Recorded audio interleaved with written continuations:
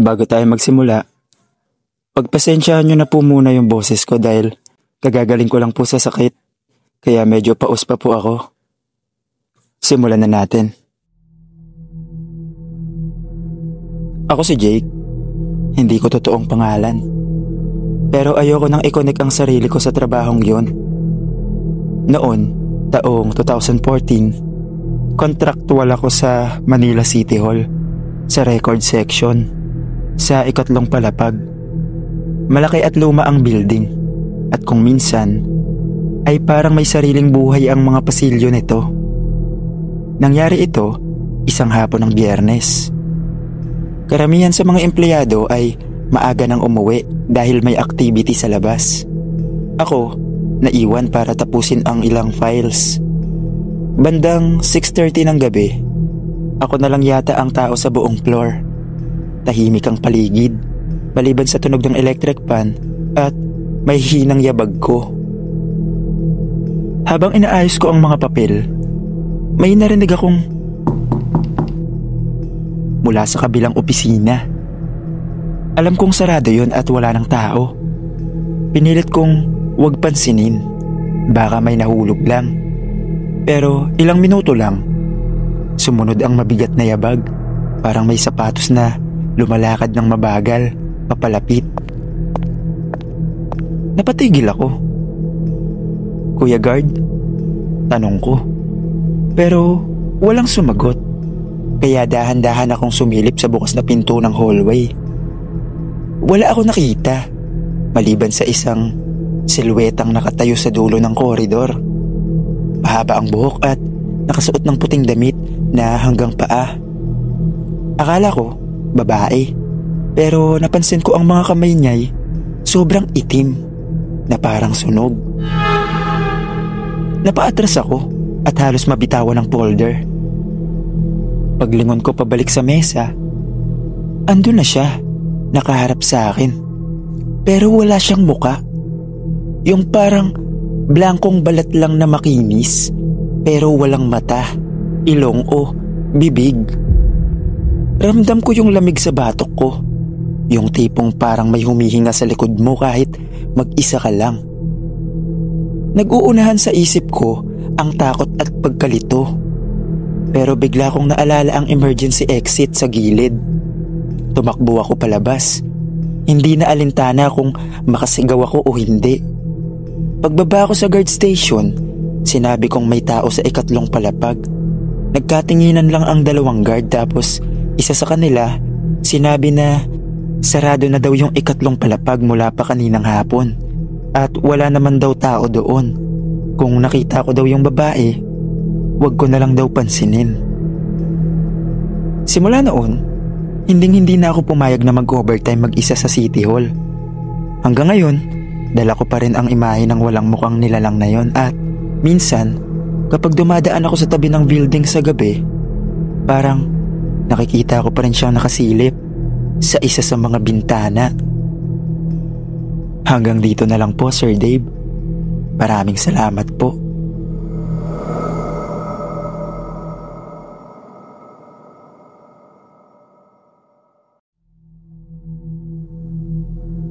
Ako nga pala si Lerio. Noong 2017, nagtrabaho ko bilang clerical aide sa isang departamento sa Manila City Hall. Kasama sa trabaho ko ang pag-aayos ng lumang dokumento sa file room. Isang malaking kwarto na puno ng bakal na cabinet at amoy luma na papel. Yung file room na yun, nasa pinakandulo ng hallway sa 5 palapag. Wala masyadong pumupunta doon, maliban sa mga kagaya kong naka-assign mag-ayos ng archives. Luma ang ilaw, mahina at parang may kaunting alikabok na palaging lumulutang sa hangin. Isang gabi, inutusan ako ng immediate head ko na tapusin ang pag-aayos ng file ng mga lumang property records. Mga bandang 7 PM na yon, kaya tahimik na ang buong palapag. May kasama akong isang janitress sa simula. Pero bandang 7:30, umalis na siya para umuwi. Naiwan ako mag-isa. Habang nag-aayos ako ng mga folder, napansin ko na may naririnig akong parang mahina at pabilis ng pabilis na pagbubukas-sara ng drawer. Parang may nagmamadaling naghahanap ng file sa kabilang hanay ng cabinet. Una, inisip ko baka may pumasok na ibang empleyado. Pero nang sumilip ako, wala naman. Tahimik ulit. Bumalik ako sa trabaho. Pero ilang minuto lang, narinig ko ulit. This time, mas malapit na. Parang nasa kabilang side lang ng cabinet na katabi ko. Nagsimulang bumilis ang tibok ng puso ko. Tinawag ko. Sino yan? Guard ka ba? Walang sumagot. Pagyuko ko para damputin ng isang folder na nahulog, napansin ko sa ilalim ng cabinet, may dalawang paa. Maputla, walang sapatos at parang manipis na balat na halos kita ang buto. Nakatayo lang doon, pero nakaturo yung mga daliri ng paa paharap sa akin. Ibig sabihin, nakapwesto siya sa kabilang side pero nakaharap diretso sa cabinet. Hindi gumagalaw. Dahan-dahan akong tumayo at nang silipin ko mula sa gilid, wala na. Ang mas nakakatindig balahibo, pag-ikot ko, lahat ng drawer ng cabinet sa buong file room ay nakabukas na, sabay-sabay. Wala akong narinig na tunog ng pagbukas, parang sa isang iglap lang, bumukas silang lahat. Lumabas ako ng file room at halos tumakbo ko papunta sa guard station. Pagkarating ko, sinabi ko na may tao sa file room. Tahimik lang yung guard tapos tumingin sa wall clock. Wala na daw umaakyat sa ikalimang palapag ng ganong oras. Kung may nakita daw ako, mas mabuting wag ko nang hanapin ulit.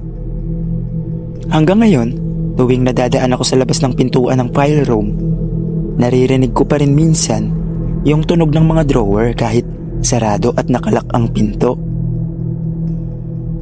Hanggang dito na lang po, Sir Dave. Maraming salamat po.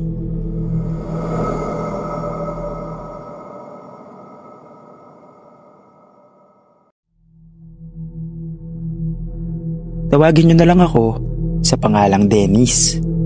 Noong 2015, nagtrabaho ako bilang night shift security sa Manila City Hall. Ang duty ko ay mag-grooving sa bawat palapag mula alas 8 ng gabi hanggang alas 5 ng umaga. Madalas, tahimik lang ang buong building sa ganitong oras. Pero minsan, may mga bagay na hindi mo na lang dapat tanungin. Isang madaling araw ng September, bandang 2:30 AM, nasa 4th floor ako para mag-log sa timesheet. Sa dulo ng hallway, may opisina na kilala sa dami ng mga lumang gamit. Hindi na masyadong ginagamit, pero may linya pa ng telepono para sa internal calls. Habang nag-i-inspeksyon ako, napansin kong biglang tumunog ang telepono sa loob. Mahaba, malinaw at sunod-sunod ang ring. Hindi ito karaniwan sa night shift. Bihira na may tumawag at kung meron man, galing lang yun sa guard station. Kaya lumapit ako at sinilip sa bintana ng opisina. Nakapatay ang ilaw, pero nakikita ko sa dilim yung telepono sa mesa. Kumikislap yung indicator. Binuksan ko ang pinto at sinagot. City Hall Security, sabi ko. Walang boses sa kabilang linya pero malinaw kong naririnig yung mahinang yabag na parang may taong naglalakad sa lumang kahoy na sahig. Sunod doon, may mahinang bulong na paulit-ulit. Buksan mo. Buksan mo. Napaatras ako at binaba ang telepono. Lumabas ako ng opisina at isinara ang pinto. Pero hindi pa ako nakakalayo nang muli itong tumunog. Paglingon ko, kita kong kumikislap ulit yung indicator. Pagbalik ko sa guard station, tinanong ko yung kasama ko kung may tumawag ba sa internal line. Umiling siya at tinanong kung bakit. At sinabi niyang wala nang linya sa floor na yun. Pinutol na years ago na daw. Kinabukasan, narinig ko sa isa sa mga matatagal ng empleyado na yung opisina raw na yun dati ay record room at isang clerk ang nabaril sa loob nung panahon ng kaguluhan nung dekada 80. Sabi nila, tuwing madaling araw daw, maririnig mo siyang tumatawag para palabasin ka sa kwarto kahit wala na siyang boses para magsalita ng malinaw. Hanggang ngayon, kapag dumadaan ako sa fourth floor sa kalagitnaan ng gabi, pinipilit kong hindi mapatingin sa saradong opisina na yon. Baka marinig ko ulit yung tawag na hindi dapat sagutin. Hanggang dito na lang po, Sir Dave. Maraming salamat po.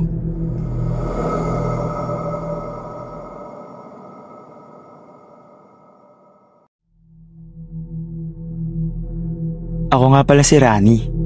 Security ako sa Manila City Hall. Night shift. Hindi na bago sa akin ang kakaibang pakiramdam sa lumang gusaling ito. Pero may isang gabing hindi ko makakalimutan. Dahil parang sumama na rin sa kwento ng lugar ang pangalan ko. Alas 11 ng gabi noon. Umikot ako mula basement hanggang sa clock tower para mag-inspeksyon.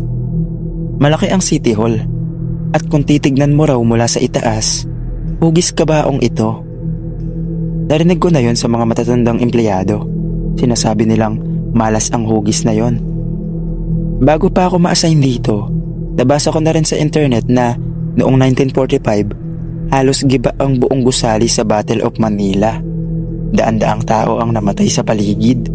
May mga natrap at may binaril sa loob mismo ng opisina.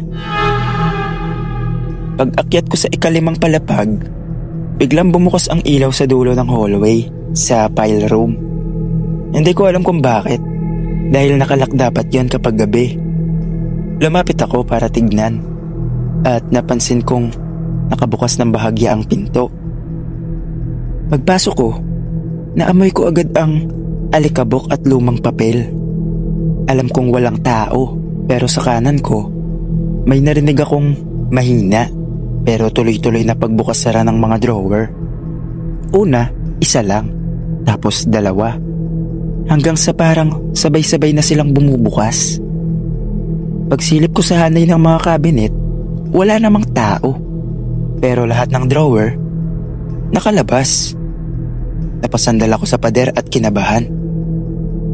Biglang narinig ko yung mahihinang yabag. Mabagal, papalapit mula sa kabila ng hilera. Hindi ko alam kung tatakbo ako o magsasalita. Pero nang sumilip ako, wala akong nakita.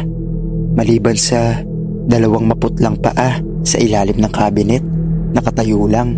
Walang sapatos, parang balat na nakadikit sa buto. Naalala ko yung isang kwento ng dating nagtrabaho dito.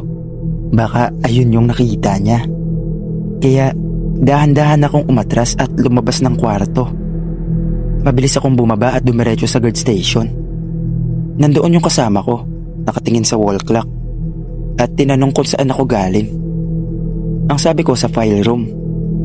Tahimik siya sandali bago nagsabing, alas 11:30 ngayon. Yan ang oras na madalas bumibisita yung clerk na nadagana ng cabinet. Madami nang nakakita dyan. Ngayon mo lang ba nakita yan? Huwag ka na magtaka. Masanay ka na. Hindi na ako nakasagot. Bumalik ako sa pag-iikot pero iba yung pakiramdam. Sa bawat hakbang ko sa kahabaan ng mga pasilyo, ramdam ko yung bigat ng kasaysayan ng gusaling to. Parang nakasilip mula sa dilim yung mga naiwan ng nakaraan. At tuwing dumadaan ako sa labas ng City Hall, tuwing gabi, napapatingala ako sa hugis nitong kabaong.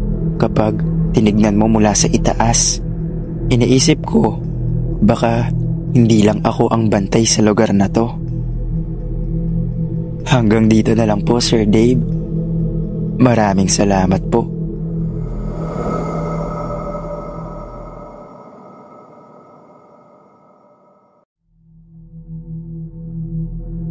Ako si Clarence. Technician ako na madalas ina-assign sa Manila City Hall para mag-check ng electrical at sound system sa clock tower. Noong una, akala ko normal lang ang lugar na yon. Maganda, malaki, at may tanawin ng buong Maynila. Pero nung gabing yon, natutunan kong hindi lahat ng tanawin ay dapat mong makita. Disyembre 2019, halos 11:30 PM, nag-overtime ako para ayusin ang wiring ng ilaw sa loob ng clock tower. Kailangan matapos bago mag-umaga dahil gagamitin ito para sa isang city event. Mag-isa lang akong umakyat. Yung ibang kasama ko, nag-uwian na. Kaya tahimik ang buong tower. Maliban sa mahihinang tiktak ng malaking orasan sa 4 na gilid. Habang nagtatrabaho ako sa may taas, napansin kong parang may mahihinang yabag sa hagdan pababa. Mabagal, parang hinihila ang paa ko. Akala ko, isa sa mga guard, kaya sumilip ako mula sa railing. Kita ko yung isang lalaki sa ibaba, nakabarong, basa ang damit at parang nangingitim ang balat. Hindi ko makita ang muka kasi nakatungo siya, pero kitang-kitang bawat hakbang niya may tumutulong patak ng tubig sa sahig. Sabi ko, "Kuya, bawal umakyat dito ngayon." Pero hindi siya sumagot. Tumigil siya saglit tapos tumuloy sa pag-akyat. Kinabahan ako at agad kong isinara yung pinto papunta sa pinakang top floor ng tower. Pero ilang segundo lang, may narinig akong sa pinto. Hindi malakas pero mabagal at paulit-ulit. Parang may kumakatok gamit ang basang kamay. Sa bawat katok, may naiwan na marka ng tubig na dumudulas pababa sa kahoy. Dali-dali akong bumaba sa kabilang hagdanan papunta sa main floor. Pagdating ko sa guard station, sinabi ko ang nangyari. Yung matandang guard na naka-duty, nakatingin lang sa akin at bumulong ng kung nakita ko daw siyang basa, wag na daw ako umakyat mag-isa. Yung orasan kasi sa North Face, minsan daw may makikitang tao doon noong giyera na natrap habang bumababa ang ilalim ng tower.